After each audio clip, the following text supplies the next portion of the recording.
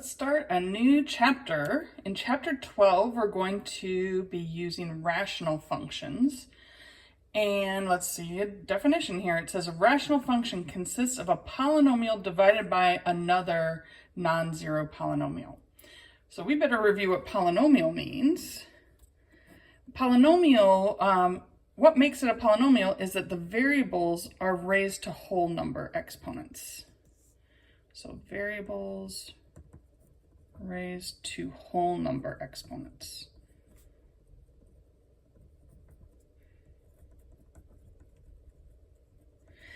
And then the rational part is another way to say it's fractions.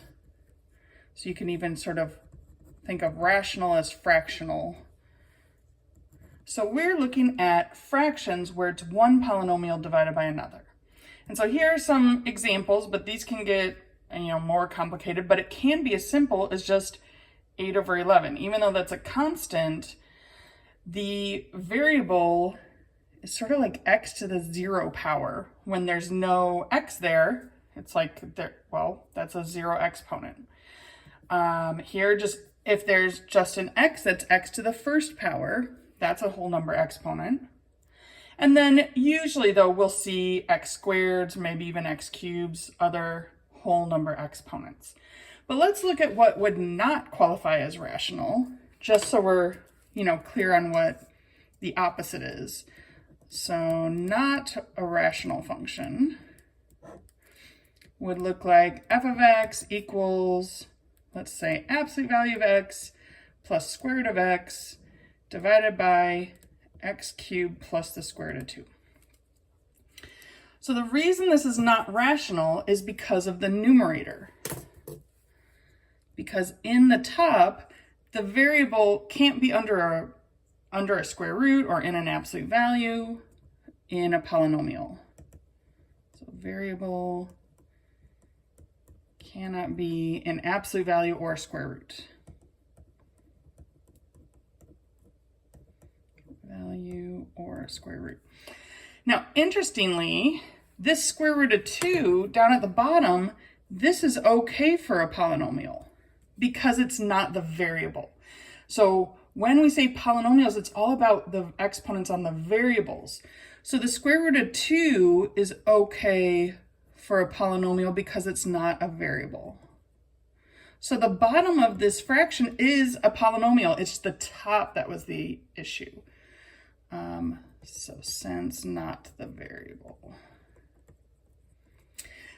All right, so hopefully that's a good review of just what polynomials need to look like. And then our new definition is this rational function is a polynomial divided by another polynomial.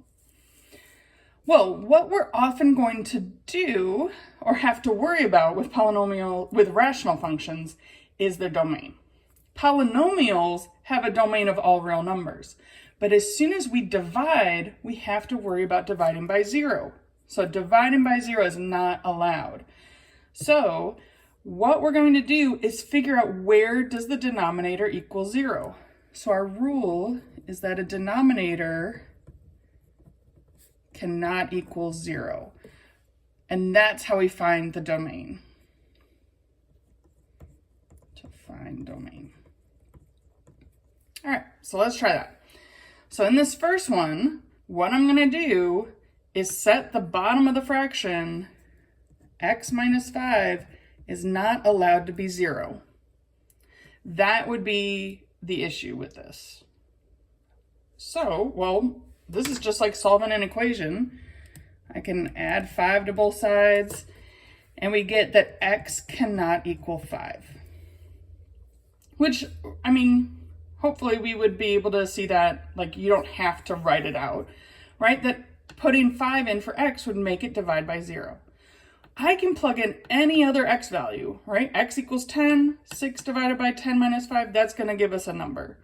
I can plug in negative 100 and it will give us a number. But as soon as you plug in 5, it's not going to give us an answer because you're not allowed to divide by 0. So that's the basic domain, but we need to write it in one of two ways. So there's set builder notation, which uses curly brackets because sets mean curly brackets. So it's the set of all x such that, and then x cannot equal 5. Or interval notation, to say that we're not going to equal 5, we would go to -infinity to 5, skip over 5, and then 5 to infinity. So those are the two ways we can express this domain. So it's either the set of all x such that x cannot equal 5, or this interval that says it's -infinity to infinity, but we've skipped over 5. All right, let's try one that's slightly more complicated. It's still, though, this idea that the denominator cannot equal 0. That's all we're doing. I don't care about the top of the fraction. We can ignore it. It could be anything. Now, if we're doing other things with this function, the denominator is going to come into, or the numerator will come into play, but for domain, it's only the denominator. So we need to figure out where x squared minus 3x minus 4 equals 0, because it's really like we're not allowed to equal 0. So we need to factor. All right. Well, to factor this, we need to find two numbers that multiply to -4 and add to that middle number, -3. So -4, well, 4 times 1 would be 4. Good thing I used my erasable pen. 4 times 1, I had 3 on my brain. How can we get this to add to -3? Oh, we need to make the 4 negative. So then this needs to be x minus 4, x plus 1 to factor it. But we're then setting it equal to 0. So that means x cannot equal 4 or x cannot equal -1. So those are our two domain restrictions, two pieces we have to avoid. If we're writing this in interval notation, just like this one, we have to sort of skip over these ones that we're not allowed to equal. It is important to go in order for an interval. So -infinity to -1, right? I wouldn't want to go to 4 and then back to 1. It has to be in order. Union -1 to 4, union 4 to infinity. It gets really, I don't know, it looks pretty messy. But if we understand what this is doing, is going from -infinity to +infinity and skipping over -1 and skipping over 4. But probably the easier way to write this is that set builder notation. The set of all x such that x cannot equal -1 or 4. Definitely easier, so I'll accept either one of these, but it's good to be aware that, you know, both are available and what they mean. All right, so that's how to find domain of a rational function. Set the bottom equal to 0. So let's look at what the graph of a rational function might look like, because this is going to be very different than just like, oh, it's a nice line or it's a nice parabola. Graphs of rational functions have breaks in them called discontinuities. These come from these pieces that we're skipping over. So we're not allowed to touch, in this function, it's not allowed to touch x equals 5. In this function, it's not allowed to touch x equals -1 or x equals +4. And that's what we mean by discontinuity. They're the domain restrictions. So these domain restrictions on the graph look like one of two things. It could be a hole. A hole is like we're drawing a piece of a graph and we just take out a single point. So we take out a single point. That's how we draw it by hand. If you, on Desmos, you actually have to sort of trace the graph, and if you hit a hole, it'll just not have a y value. Just doesn't exist. It's like we just took out a single point. The other kind of discontinuity we get from these domain restrictions are vertical asymptotes. And what these look like is a vertical line, but we draw it dotted because we're not ever going to touch this line. So like this graph up here cannot touch 5. So what it ends up looking like are these lines around x equals 5, or whatever the domain restriction is, where we go up to positive infinity, down to negative infinity, but never actually touch the line. I know. So let's try graphing a couple of these, and we're going to do it by hand. You can always check with Desmos, but in class we're going to do some of these by hand, so I want us to get used to that as well. First step is always factor the denominator, because we need to find the domain. All right, so we need to multiply to negative 28 and add to negative 3. So 28 is 7 times 4. To add to negative 3, I would need to make that negative 7. All right, so if I factor this denominator, we get x minus 7 times x plus 4. And remember, we're setting that equal to 0 because really the domain is where it cannot equal 0. So that means that x cannot equal 7 and x cannot equal negative 4 for the domain. Or you could write the domain, let me just write it out. The domain of this graph is the set of all x such that x cannot equal negative 4 or 7. So we are going to have to skip over these two x values, but we have to figure out whether it's a whole or a vertical asymptote. And I didn't read these definitions very carefully. This tells us how to decide. It says wholes come from factors that cancel when reducing a fraction, and vertical asymptotes are factors in the denominator that do not reduce. So what this tells us is we need to see if our function reduces. So let's write it out. F of x equals, the top is x plus 4, and the bottom we just factored into x minus 7 times x plus 4. Oh, I see that these match. Now, one thing we gotta be careful with. What happens when we cancel and everything's gone in the top? Well, what happens is that there's a 1 left over. Right? It's not that the x minus 7 moves up to the top or something. We need a 1 there to hold the place so that the x minus 7 is still on the bottom. And one thing we're going to do with these is once we cancel this factor, we're still going to say x cannot equal negative 4 because that's where the whole is. So the whole comes from this factor that canceled. The vertical asymptote comes from the denominator that's left behind. So there's going to be a vertical asymptote, that's a new word, at x equals 7. So no, it comes from Greek, that's why it's spelled so differently. All right, so what I'm going to do is go over to x equals 7. 1, 2, 3, 4, 5, 6, 7, and draw this dotted vertical line. That's our vertical asymptote. Now, the whole, I'm not sure where it happens yet, but we need to plug in some points.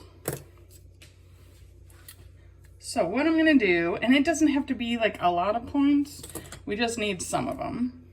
I didn't leave myself a lot of room, but I'm going to go, maybe make a sideways table, that should work. So I need x, and then I'm going to plug it into the simplified function, 1 over x minus 7. And we need to pick points that are close to this vertical asymptote so that we know what's going on. So if the vertical asymptote's at 7, maybe I'm going to pick 5, 6, 7, 8, and 9. And then we can always pick additional points later, but let's start with those. So if I put 5 in here, I'd get 1 divided by 5 minus 7. That'd be 1 over negative 2, or negative 1/2. Okay, plug in 6. 1 over 6 minus 7. 6 minus 7 is negative 1, so 1 over negative 1. If I plug in 7, I was thinking already that it's 1 over 0. That's not allowed. That's why we're getting this vertical asymptote where we have to jump over 7. We're not allowed to touch it.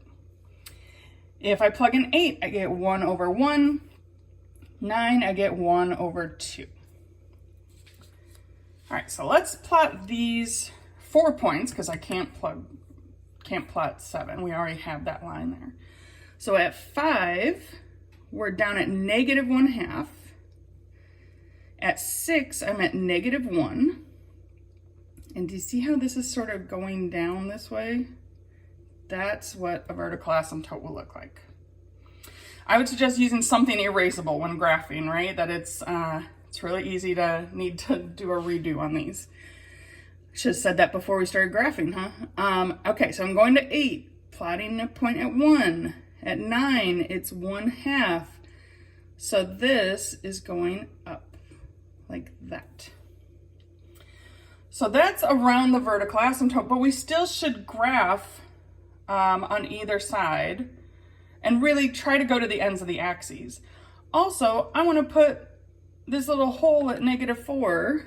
So let me see where -4 is. 1, 2, 3, 4. I'm just going to put it there. Now we could plug in -4 here and I'd get, yeah, let's put that in our table. -4. If I plugged it into this, I'd get 1 over -11. And that's why I'm putting it on the negative side, but really close to 0. It's a tiny decimal, but on the negative side. So this is going to keep going. And there's just this weird little hole in the graph. And then over here, it just goes there. Now you can always look on Desmos, see if, how we did. And if you trace Desmos at -4, it would not give you a y value because that does not exist if you plug in the original function into Desmos. All right, I know that was a lot. Let's try another one. See how it goes. All right, so this is our function. First step is to factor. So I'm just gonna write it over here. F of x equals, I'm gonna factor the top. It has a GCF of 4. And then what's left is x plus 3. The bottom is a difference of 2 squares. Or you can think of it as x squared plus 0x minus 9. We're trying to multiply to -9 and add to 0. So that's x minus 3 and x plus 3. Well, I'm seeing that the x plus 3's cancel. So that means that this function simplifies to 4 over x minus 3 with this added restriction that x cannot equal -3. That's where the hole is. And then the vertical asymptote is at x equals +3. So +3 would make what remains divide by 0. The whole is the factor that cancels, equaling 0. A lot to keep track of. All right, let's draw that vertical asymptote. 1, 2, 3. So there's going to be a dotted line where x equals 3. The numbers we want to plug in are the numbers that are around that vertical asymptote. I'm going to do a vertical table this time since I have room. So I'm plugging into 4 over x minus 3, the simplified fraction. And I want to pick numbers close to 3. So maybe like 1, 2. I don't need to plug in 3. That's going to give us an error message. But 4, 5. Let's just try those 4, and then we'll see if we want additional points. Because we can always plug in more numbers. All right, if I plug in 1, I get 4 divided by -2, which is -2. Right, because 1 minus 3 is -2. If I plug in 2, 4 divided by -1, that's -4. If I plug in 4, 4 over 1 equals 4. And if I plug in 5, 4 over 2, which is 2. All right, let's plot these points and definitely use something erasable just in case. So when x equals 1, the y value is negative 2. When x equals 2, the y value is negative 4. And so we can see that this is going this way, right? That's what it looks like around this vertical asymptotes. Let's try the other side. When x equals 4, y equals 4. 1, 2, 3, 4. When x equals 5, y equals 2. So we're gonna go into the vertical asymptote this way over here. But over here, we were really close to the x-axis, so we sort of knew we were gonna get close to 0, especially once we plugged in that hole. Let's try plugging in this hole and see what we get. Maybe that'll give us a good indication of what's going on. So what I mean is we know there's a hole at negative 3, so I'm plugging that in. 4 over negative 3 minus 3. Well, that's not necessarily a nice number. 4 over negative 6 is negative 2/3. I mean, we can still sort of estimate where that is. So when we're at negative 3, we're over here at negative 2/3.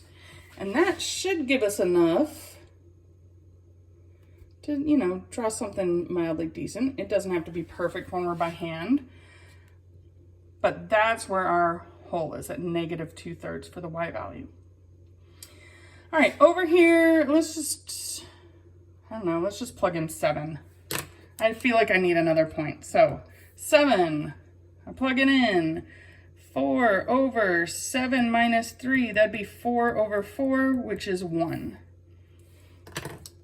I might have known that that was gonna be a nice number. Because I could have plugged in 6, but then it would be a decimal.